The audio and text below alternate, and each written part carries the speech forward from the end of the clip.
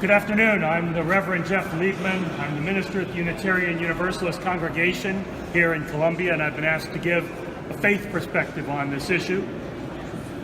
From before biblical times, people accepted abortion as a necessary practice. Midwives dealt with women's health issues, and many techniques of abortion existed, from herbal to physical. They helped women cope with their pain and suffering in ways that organized religion and governments did not. Only when medicine became the sole purview of men in recent times did restrictions on women's health care emerge.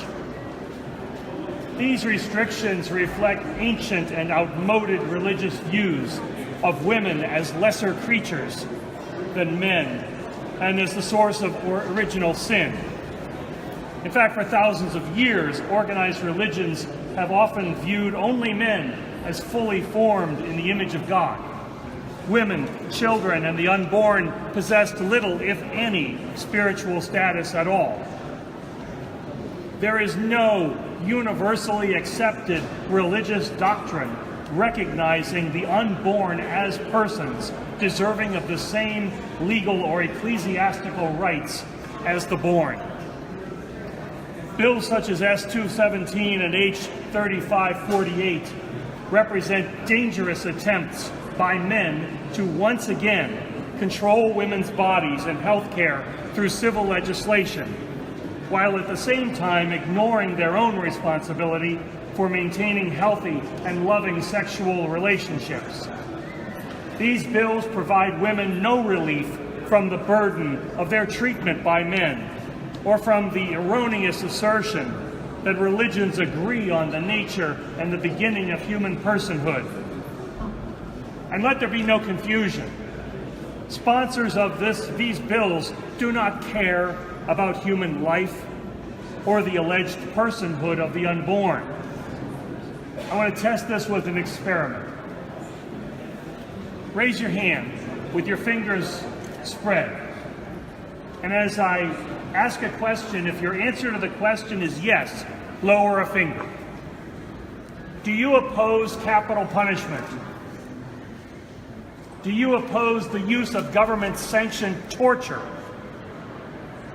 Do you support providing affordable health care for all?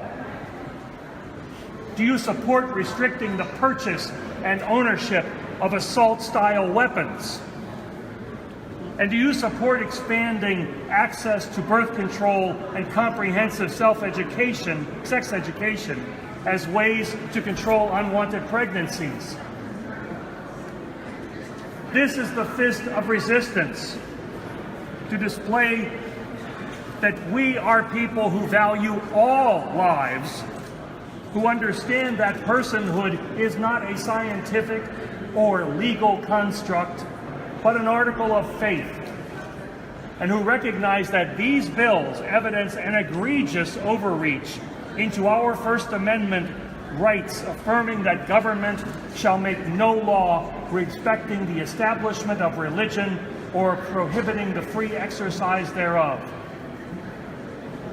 Before and since 1973, the governing body of my faith tradition, the General Assembly of the Unitarian Universalist Association, passed many resolutions affirming a woman's right of choice and supporting healthy social approaches to reproductive justice issues. We base our stand on the belief that we all draw spiritual sustenance from the experience of being human, that transcending mystery and wonder affirmed in all cultures, which moves one to a renewal of the spirit and an openness to the forces that create and uphold life. We Unitarian Universalists do not agree on the moment at which human life begins or continues. We are, however, united in affirming the well-being of women and our advocacy that public policy be concerned with the same. We also hold that the quality of life is no less important than life itself.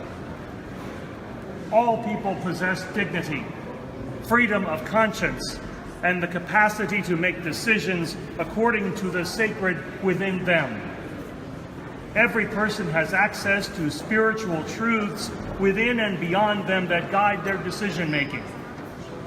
So I call on people of all faiths, Christian, Jew, Muslim, Buddhist, Hindu, Baha'i, and others, as well as those with no religious belief, to join us in pursuing truth and meaning and determining how to live our lives accordingly.